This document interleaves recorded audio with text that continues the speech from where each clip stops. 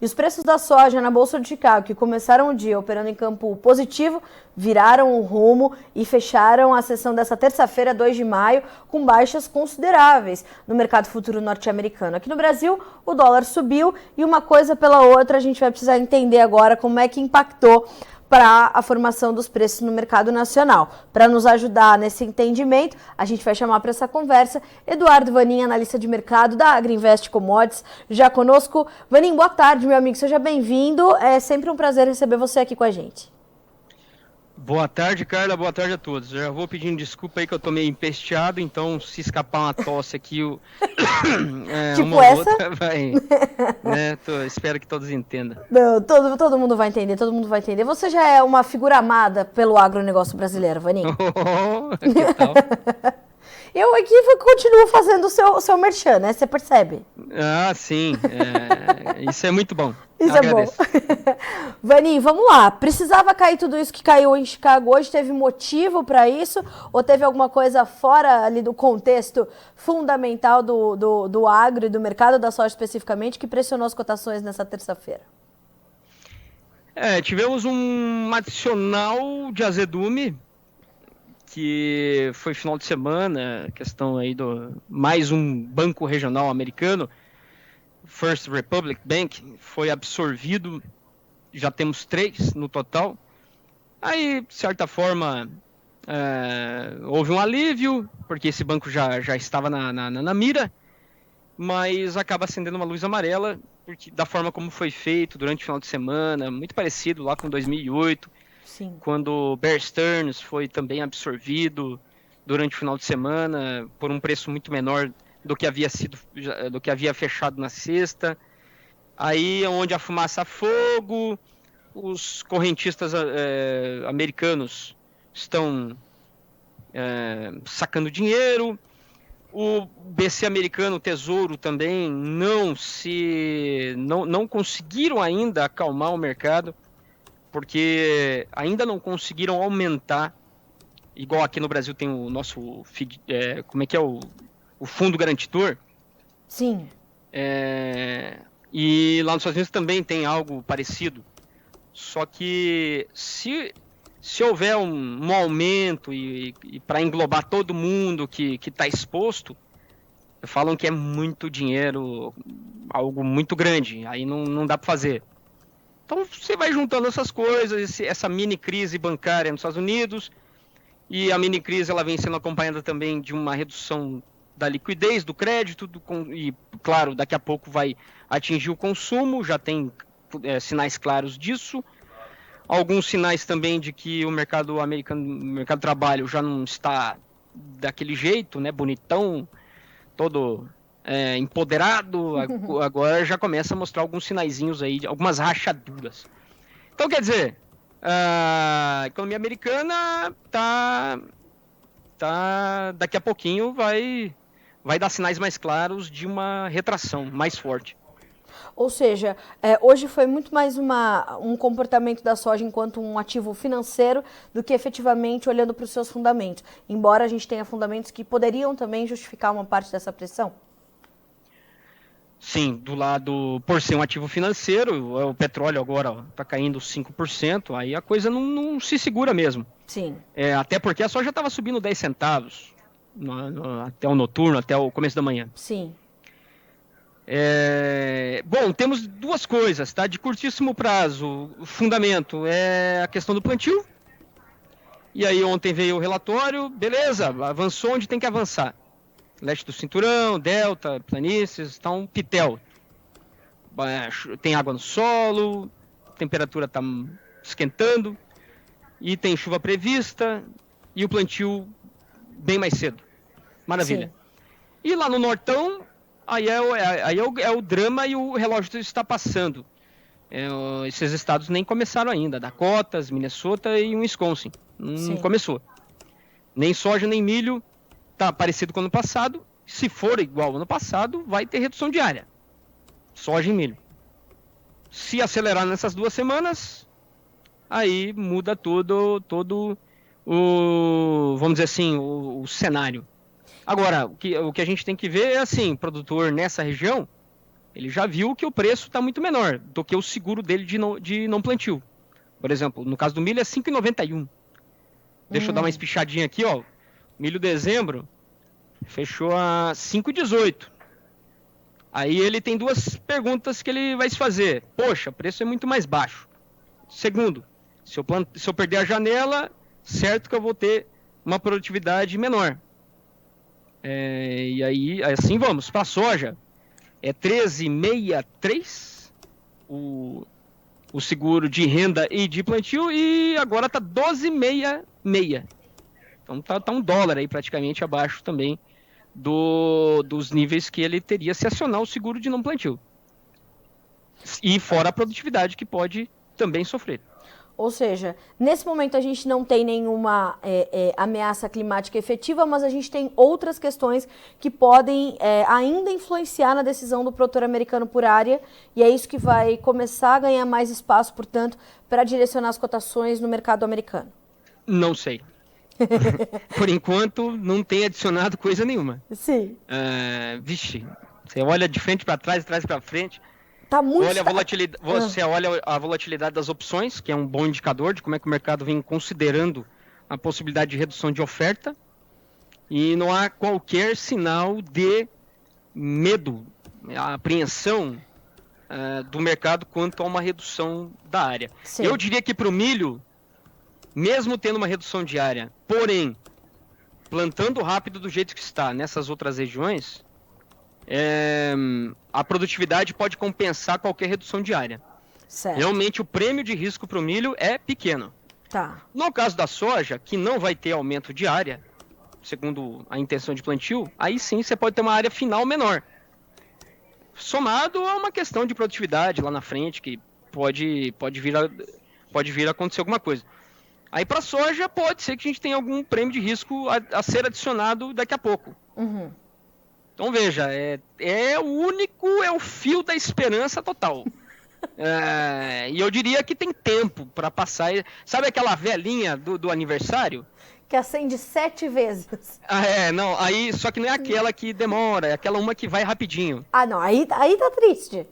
Aí quer dizer, tá baixando aquela coisa e você tem que assoprar. Uma assim hora vai ter que assoprar. Eu vejo o produtor. Assopra, não assopro. Tem potencial de alta, são 2 semanas, na minha opinião, são 2 semanas para definir isso aí. Todo mundo fala, não, é o mês de agosto que é o mês de definição da soja. Mais ou menos, tá bom?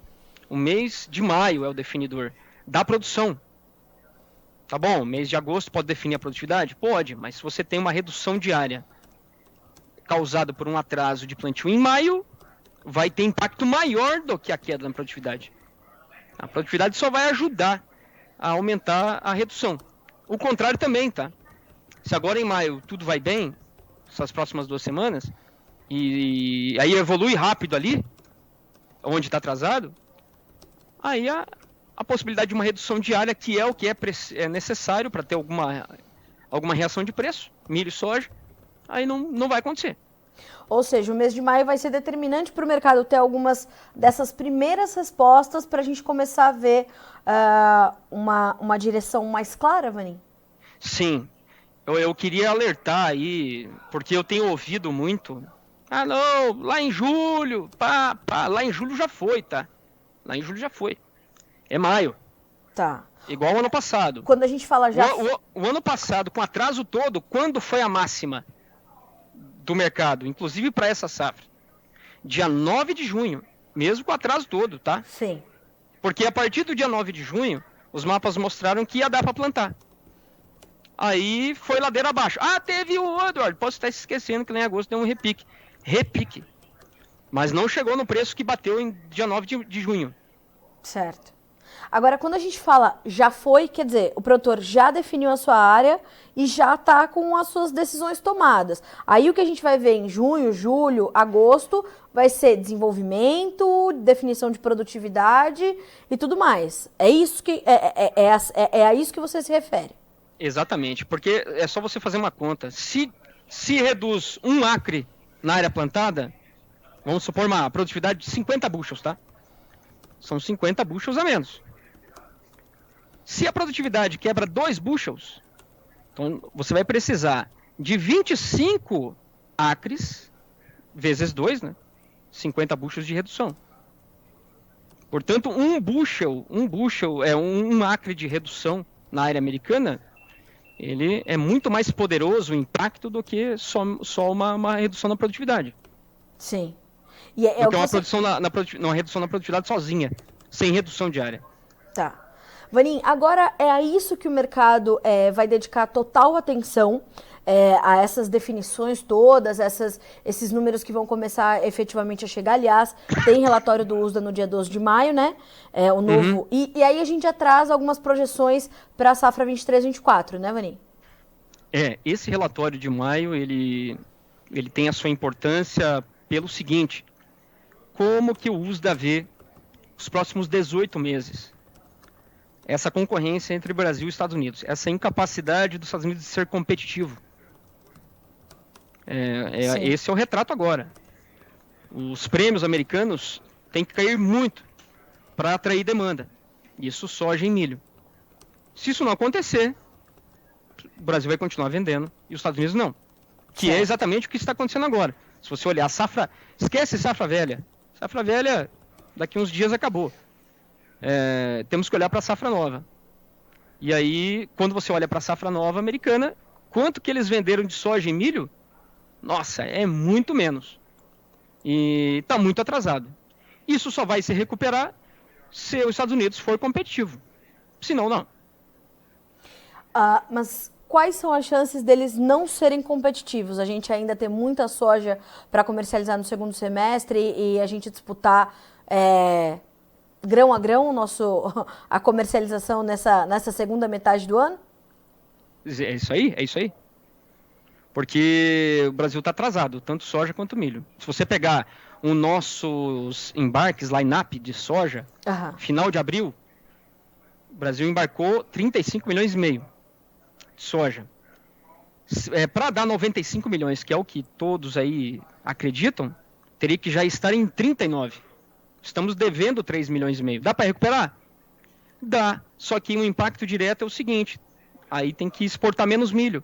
Porque também o número do mercado é de 47 milhões de exportação, alguns falam até 50 milhões. Só que tudo na planilha vai. Vai dar 95 de soja, 97 quem sabe, milho 50, farelo 24, açúcar 28. Só falta combinar com os portos, não tem porto para tudo isso. Então esse é o grande ponto e que vai definir o comportamento dos prêmios, que vai acabar sendo, como já tem sido, o fundamento que vai definir o preço da soja, que é o que mais tem interferido no preço do milho e da soja no Brasil. Ou seja, nas últimas conversas, a gente falava sobre uma possibilidade ou de uma estabilização para esses próximos meses e a possibilidade de uma recuperação dos prêmios para o começo do segundo semestre de 2023. Ainda temos essa projeção no front, Vaninho, ela fica um pouco mais distante justamente por conta dessa dúvida? O prêmio recuperou 60 centavos. Certo. Deu uma bela de uma recuperada. Claro que Chicago daí fez o trabalho de estragar tudo. Aí caiu bastante, tal. Semana passada, soja maio caiu 30 centavos, hoje mais esse tombo aí. Então está neutralizando essa recuperação dos prêmios. Mas assim, é uma recuperação. Agora uma alta, sustentada, o prêmio ficar mais caro, etc e tal, para recuperar parte do que a soja perdeu de valor, que foi aí mais de R$30, aí é uma outra situação. Não dá para acontecer isso. Pelo simples motivo de que a gente ainda está atrasado, há uma ineficiência nos portos, e o Brasil precisa continuar escoando. Portanto, a gente precisa ser mais barato que os Estados Unidos, e os Estados Unidos mais barato que nós. Então veja que é uma concorrência para baixo, para menos. A não ser que a demanda surpreenda muito. Não vejo qualquer sinal de demanda maior, infelizmente. E eu imagino que os demandadores estejam observando exatamente esse cenário, fazendo essas contas ainda mais frequentemente e ficando um pouco mais contidos, portanto, nas suas compras também, o que ajuda a manter tudo isso ainda muito latente no mercado, Vani? Com certeza. Claro, você vê os consumidores Eu estava agora conversando com um consumidor de milho aqui no Brasil e o papo continua sendo muita oferta, falta de espaço. Estão querendo que eu fique com milho aqui e ali, cooperativas, cerealistas, produtores, para liberar espaço, para continuar segurando a soja. Quer dizer, o mercado está muito ofertado ainda. E os compradores, enfim, não veem qualquer necessidade de fazer grandes estoques, já que o mercado tem falta de espaço e tem ainda muito para andar. Vanin, a gente, claro, vai falar muito sobre a questão da demanda chinesa e de como ela tem se comportado, mas a gente estava nessa iminência de continuar vendendo soja para os americanos, de vender soja para a Argentina. Tudo isso vem se concretizando e tem ajudado no fluxo? Ou, embora haja uma demanda pela nossa soja, os nossos vendedores seguem receosos e reticentes em avançar com essa venda? Bom, para a China, claro, né? Nosso mercado, a gente continua vendendo. Em algum momento a oferta foi maior do que a demanda, acabou caindo muitos prêmios lá, aqui também. Falando de Argentina, é importante que o produtor saiba, até ouvi algum dia desses, a Argentina vai importar 20 milhões de toneladas. Como? Não tem capacidade para receber isso. Ela é um exportador de grão, não é um importador. Não é uma China que está preparada para receber e dar fluxo para a entrada de grãos. No máximo vai dar 10 milhões. Não resolve.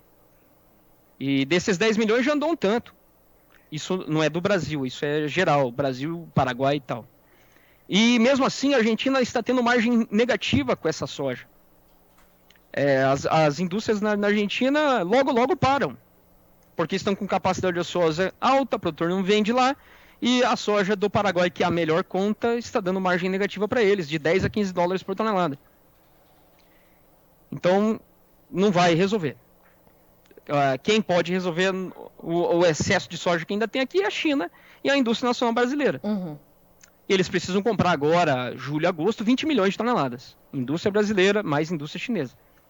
Juntos. Tem soja para isso? Tem 75 milhões ainda de soja para ser vendido. Uhum. Mas a pergunta é, o produtor vai vender na hora que o comprador vai querer comprar? Vamos ver. Isso aí vai definir o prêmio agora de curto prazo. Tá. Agora, ele ainda tem que colocar na conta, né, Vanin, esse dilema que ele vai viver para decidir se ele vende ou se não vende, se espera ou se começa a liberar os seus armazéns, porque vem uma bela de uma safrinha de milho por aí, né? Pois é. Eu vejo que enquanto o produtor do Mato Grosso estiver vendendo, vai ser difícil ver recuperações do milho. E claro, isso que você está falando, vai segurar a soja, vai continuar vendendo milho. O milho já caiu demais. Perdeu 50% do valor. Realmente algo muito rápido. Incrível. Mas isso é o resultado dessa estratégia de vender tudo aquilo que estava aí parado para dar lugar para a soja e a gente vai carregar soja. Mas essa estratégia vai dar certo? Aí não podemos esquecer que os Estados Unidos precisa também vender. E vai ser uma disputa. Por enquanto, nada me diz que há demanda para os dois. Até porque a estratégia do chinês deve ser assim. Daqui a pouco, compra nos Estados Unidos um tiquinho, compra no Brasil um tiquinho, e aí sem forçar o prêmio para cima, nem lá e nem aqui. Uhum. Essa seria a ideia. Agora, Vanin, quando a gente olha já para Chicago, nesse momento, e hoje você citou essa questão do financeiro, essas questões, né, quase que estão à margem ali do mercado de fundamentos para pesar sobre as cotações, a gente vê que os contratos mais próximos cederam mais forte do que os mais longos, né? Mas mesmo assim, ainda caindo. E o que é essa diferença, né, do julho com 14,10 para o setembro com 12,88 já indicam para o produtor brasileiro? Isso precisa também estar nessa revisita quase que diária da estratégia dele de comercialização, essa diferença entre os contratos também já referentes ao segundo semestre? Sim, o que está acontecendo é o seguinte, claro, há um aperto do estoque americano, falando de safra velha, essa que vai acabar em agosto, os spreads, ou seja, a curva, ela reflete isso, os custos mais caros. Sim. Mas na medida do tempo que os Estados Unidos deixa de vender, inclusive para os vizinhos, México, não está mais comprando lá, está comprando aqui, vale muito mais a pena. Aí depois, lá atrás, saíram aquelas importações. E aí começa a ter uma redução desse spread, dessa inversão.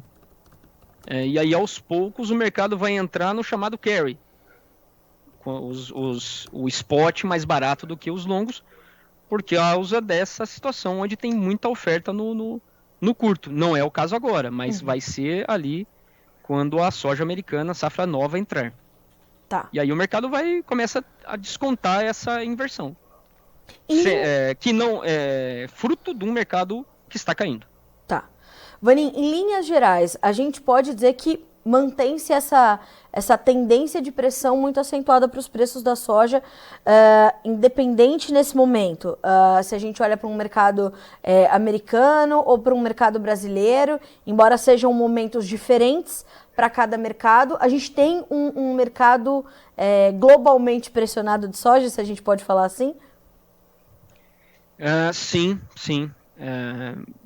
Pela soja brasileira, sim, por uma demanda que não tá com cara que está aí para absorver tudo isso. Uhum. E então é verdade, Chicago é a base da formação do preço. Porém, sim, se você pegar o que aconteceu de março para cá, não é Chicago que explica os preços, e sim é o cash, é o mercado físico. Tá. E o mercado físico está nos dizendo, não é só para soja não, para o milho, para a soja, para os óleos vegetais, para o trigo. O mercado físico está nos dizendo que não há mais problema de falta de produto, bom. de Sim. grãos no geral. Sim. Tá bom? Então os prêmios já vêm caindo, já tem um tempo. É só você pegar no caso do óleo de soja. O óleo de soja, o prêmio aqui no Brasil, ele está extremamente negativo, 1.200 pontos negativos, 1.300, já faz um tempão, apesar da Bolsa de Chicago ainda estar lá em cima. Quer dizer, a Bolsa de Chicago já não reflete mais, no caso do óleo, o mercado global de óleos. O mercado global de óleos está muito mais barato do que o mercado americano. Certo. Assim também é a soja. O mercado global de soja está muito mais barato do que o mercado americano. Mas daqui a pouco o mercado americano também vai ter que vir para o global. Porque, querendo ou não, 50, 52 milhões, até 55 milhões de exportação, os Estados Unidos vai ter que fazer. Tá. E aí vai ter que vir.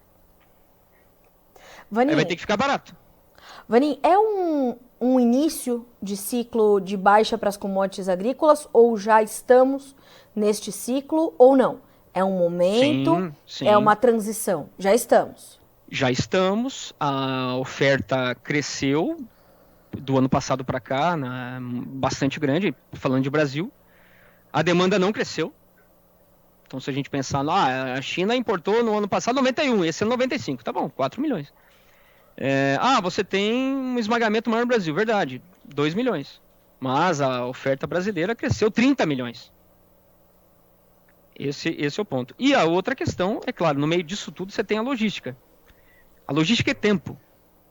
Se você pudesse traduzir a logística, é tempo. É o tempo que leva de eu pegar essa soja daqui, colher ela, botar no caminhão, botar no porto, botar no navio e levar para quem precisa. Quanto mais longo esse tempo, mais desconto você tem. É isso e aí é transmitido através do prêmio. Como o Brasil está ineficiente nessa questão de tempo, aí a questão da penalização. E isso acaba extrapolando para outros produtos também, né? Como o próprio claro. milho, como o próprio trigo. Exatamente. Aí o milho entra nesse circuito, porque também há uma questão de incapacidade de colocar todo esse milho para fora. E aí, o que acontece? No dia a dia, o produtor vem vender, só que aquela janela de embarque já está ocupada. E aí, ele não tendo como segurar, vem a pressão. Agora, que é o que está acontecendo agora com o milho. Milho verão. Tem oferta aqui, a rodo, no Paraná, de milho verão. Sim. Não é nem de milho safrinha, tá? Agora, Vanin, quando a gente olha para o farelo, isso tudo também se aplica ou o farelo ainda consegue se agarrar a alguns fatores para manter ali um suporte diferente do que a gente observa para soja, para milho, para óleo de soja, para trigo, ou ele está nesse mesmo turbilhão e já entrou nesse ciclo também com quase que uma regularização da oferta? Se não já aconteceu, mas para acontecer. Olha, o farelo não. Há uma dinâmica diferente. Certo. Que eu acho que ela vai prevalecer ao longo do ano. Na medida em que a Argentina realmente mostrar para o mercado que não vai ter farelo. E não vale a pena continuar esmagando esse pouco que eles têm esmagado junto com uma margem tão ruim assim. Então o farelo, eu acho que sim, ao longo do ano o farelo ele vai despontar. Porém, a soja caiu tanto, perdeu tanto valor, que daí o farelo ele ficou distante. E aí o mercado aí na Bolsa de Chicago tem penalizado, derrubou a chamada margem de esmagamento, o board crush, derrubou bastante. Certo. Bom, aí já fugiu até um pouco do fundamento, tá? Porque dificilmente você vai ter muito farelo nos Estados Unidos daqui até o final da temporada, a não ser que a demanda lá caiu, mas não é o caso. Então, na minha opinião, ou o prêmio ou Chicago, no caso do farelo, vai ter que refletir ainda essa realidade ao longo do ano. A questão é o time disso aí. Eu diria que é mais Chicago do que prêmio, porque aqui no Brasil, igual ao farelo, ao milho e a soja, as indústrias estão esmagando, aumentando o esmagamento. Só que não tem espaço em Porto para colocar todo esse farelo para fora. Aí acaba revertendo parte desse excesso para o mercado interno, que está caindo. Os preços do farelo no mercado interno estão caindo. Portanto, se o Brasil não consegue pôr mais farelo para fora e a Argentina muito menos, a Bolsa de Chicago tem que refletir isso aí. Certo. Para fazer o flat price do farelo subir. Vai ser agora? Talvez não, mas ao longo aí, especialmente no final do ano, acho que sim. Mas a gente olha para isso e vê que os preços aqui estão caindo, também via prêmio. No caso do farelo, está estável. O que mais caiu realmente foi a Bolsa de Chicago. 7% de queda aí nesse mês de abril. Em abril. O farelo na Bolsa de Chicago. O prêmio ficou meio de ladão e a margem piorou. Porque daí o prêmio da soja subiu, o do farelo ficou parado e aí a margem brasileira ela piorou. Não é o sinal que deveria estar sendo dado para a indústria brasileira. O sinal deveria ser assim, olha, a margem tem que continuar muito boa para fazer você comprar toda a soja possível, esmagar o máximo que der e vender e suprir o mercado de farelo. E aproveitar esse momento. Claro. e nos resolver essa lacuna deixada pela Argentina. E compensar via volume também, né, Vanin? Vende-se talvez mais barato, mas vende-se mais. Sim. Só que, volto a falar, não temos logística para isso. Esse é o pepino. Isso. Sim. Porque aquilo que eu falei no começo, você tem um programa da soja que tem que ser enorme, do milho enorme, do farelo enorme e do açúcar enorme também. Não tem para todos.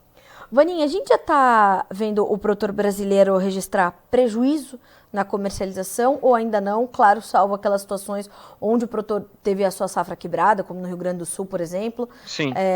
Mas fora locais como esse, locais numa produção regular, né, nem diria uma super safra, mas uma produção regular, ele já tem prejuízos ou não é o caso ainda? Ainda não. Ainda tem a margem ainda é muito menor, evidente, mas ainda é uma margem 20, 25%. O que não é ruim, tá? Lembrando também que o produtor colheu mais. Sim. Mas a dor que fica é aquela. Poxa, deixei de ganhar muito dinheiro. Isso é ruim para o país também, porque é menos arrecadação, claro, menos impostos, menos dinheiro no mercado e um produtor com medo. Quando ele fica com medo, ele não consome, ele não investe. Aí para a cadeia toda, é péssimo.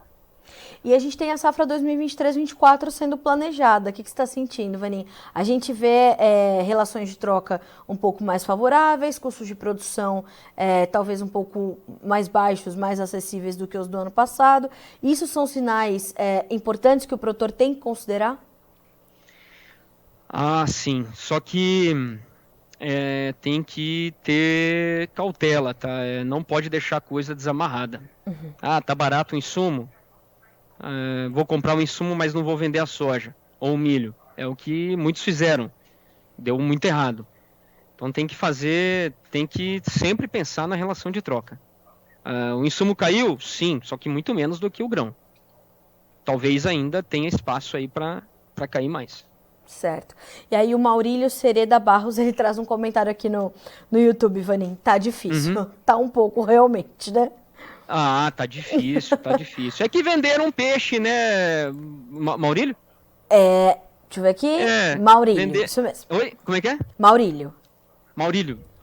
É porque realmente venderam peixe que não foi entregue, que seria uma soja subindo, uma demanda chinesa eterna. Não é assim. Lembrando que a gente vimos sinais muito claros. A população chinesa diminuiu pela primeira vez desde 1959. O consumo de carne na China não cresce já tem um tempo. O que está mudando é o mix dela. Aí o chinês dando preferência para outras carnes. A margem da suinicultura na China oscilando demais. Qualquer aumento ela cai. Tudo isso são sinais de que talvez a demanda não venha a crescer no ritmo da oferta. Sim. Ela é grande ainda? Se é grande. Imagina, 95 milhões de importação, não é mole. Agora, aqui a oferta cresceu muito mais. Interessante a gente observar que tão rapidamente a China acabou perdendo o mesmo posto de país mais populoso do mundo, né, Vanin? Assumiu certo. A Índia. Isso não vai mudar naturalmente profundamente agora, amanhã, a dinâmica para o mercado de soja, mas essa posição que ocupa a Índia, ela muda as perspectivas para o mercado, as expectativas para este mercado do complexo soja? Olha, igual a China, eu acho que não vai ter nunca. Ah, é? Não. A China, ela é um bicho diferente. Onde você tem um grupo de 7 homens que regem uma banda. Pode ser, em alguns momentos, um pouco desafinado, tal, mas ali há uma sinfonia. Ali há uma música, e a música, até pouco tempo atrás, ela vinha sendo: seja rico. Ser rico é glorioso. Sim. Cresça. Assim falava o Deng Xiaoping lá no início da década de 80. Sim. E viveu isso até agora, até a entrada de Xi Jinping, pelo menos o final do seu primeiro mandato, 2017. Portanto, igual a China, eu acho que nunca vamos ter. A gente pode ter grupos de países que juntos poderiam estar trazendo, o que eles chamam, Jim O'Neill falou, nos Next 11, os próximos 11, sim. Indonésia, Malásia, Filipinas, enfim, toda aquela turminha que tem aí menos de 50% da sua população urbanizada, e é 1 bilhão de pessoas, só que são países diferentes. E aí não há um crescimento uniforme, como foi da China. Então a gente tem que pensar a China como uma banda que há lá o maestro, e que trouxe de uma forma conjunta e organizada para um nível de consumo nesses últimos anos muito maior. E deu no que deu, né? Não é só para soja, minérios, metais, etc, etc. Então, para a gente ter uma nova China, eu acho que a gente não vai ter. Podemos ter outros países crescendo também e a China mantendo? Seria ótimo. Seria ótimo, mas isso pode levar um tempo ainda. A história, por mais que ela se assemelhe em alguns momentos, ela dificilmente se repete, né, Vaninha, assim, tão igualzinho, né? Os retratos podem ser semelhantes. É a mesma coisa de você pensar, teremos um próximo Estados Unidos? Não. Sim. Se você pegar a história dos Estados Unidos, ela é similar da China, a China é similar dos Estados Unidos. Exato. Só que com uma velocidade muito diferente. A China fez o que os Estados Unidos fez em 10 anos. Se você pegar números macro, quilômetros de asfalto, de trens, de tudo que é coisa, saneamento básico, isso é produtividade. É mais dinheiro sendo tirado de algo ineficiente, que é buscar água no poço. Um exemplo básico. E aí, aquele tempo, aquele dinheiro, aquele recurso vai ser empregado em outra coisa. No tempo, isso é consumo. Sim. Não, exatamente. A gente vai ter que ver como é que a ordem mundial vai continuar se desenhando, se construindo para entender. Vanim, para a gente finalizar, a gente tem aqui o comentário também do Edson Rigoni, de Palmeira, no Paraná, que eu acho que ele está alinhado com aquela situação que a gente trouxe aqui do produtor brasileiro, que tem várias situações agora acontecendo, né, várias realidades diferentes. Ele diz assim, ó, o produtor que não tem terra própria e não vendeu nada antecipado já está no vermelho, sim. Preços dos insumos, né? O produtor que arrenda 100%, puxa vida. É mais difícil ainda. É mais difícil porque ele deve lá X sacas. Exato. E a gente sabe que ele tá no Paraná?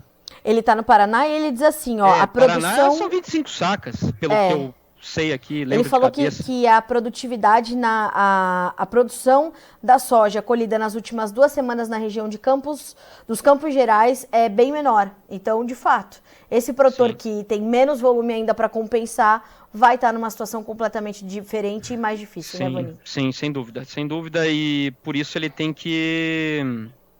É o tempo, né? São ciclos. São ciclos. Estamos num ciclo de descida, é verdade.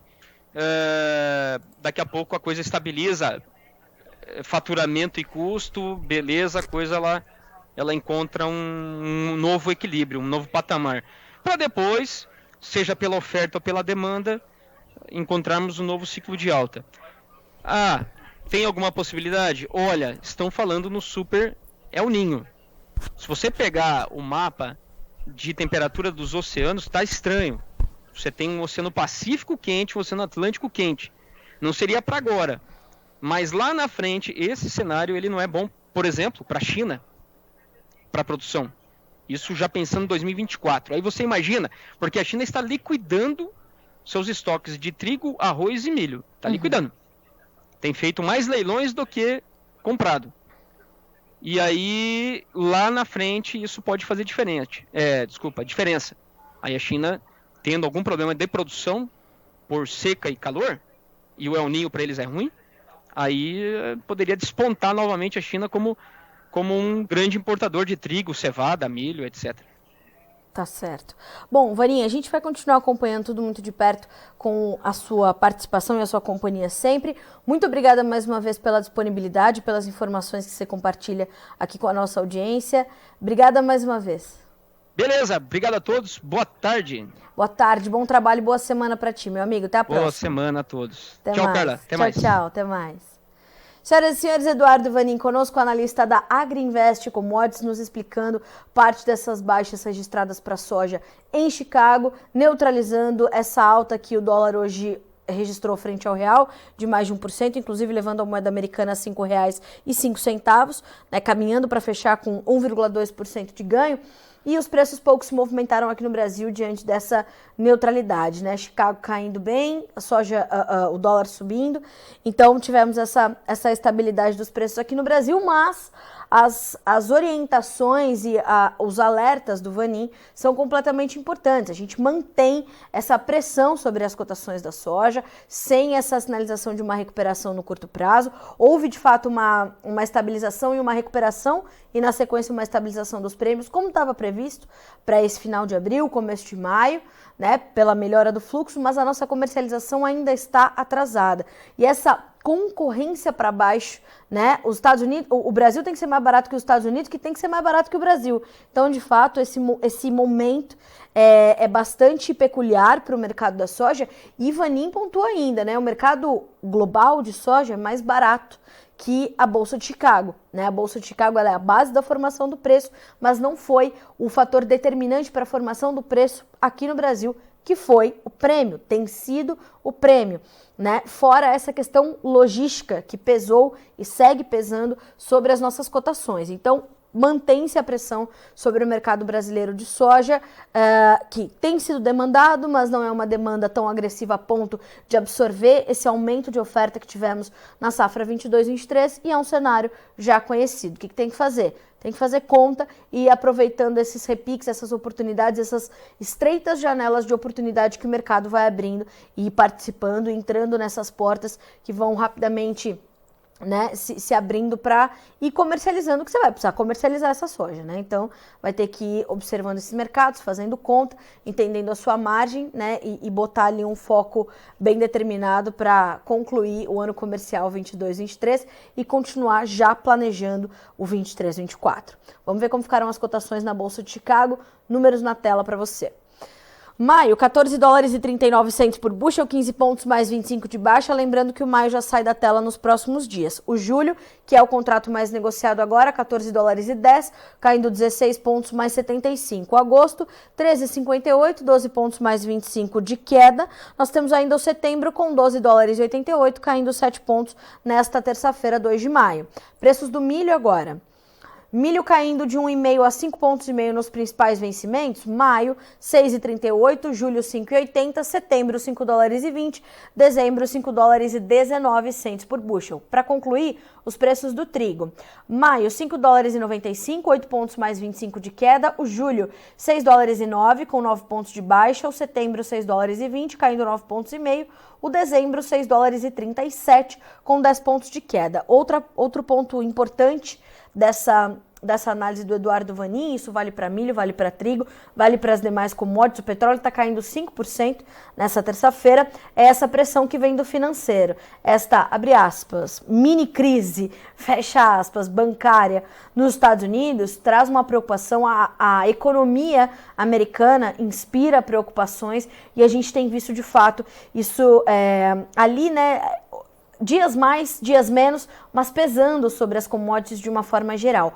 Ontem nós trouxemos aquela manchete sobre as quedas de mais de 2% nos preços do petróleo, atribuindo isso, segundo os analistas, os especialistas, né, a esses temores de uma recessão, principalmente nos Estados Unidos.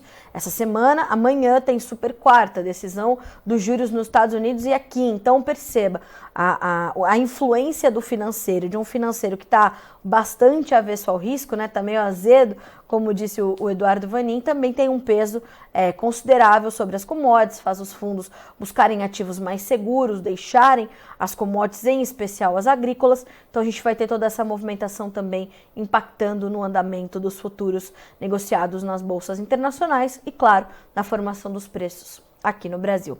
A gente fica por aqui com esse boletim, mas a nossa programação continua para que vocês sejam sempre os produtores rurais mais bem informados do Brasil.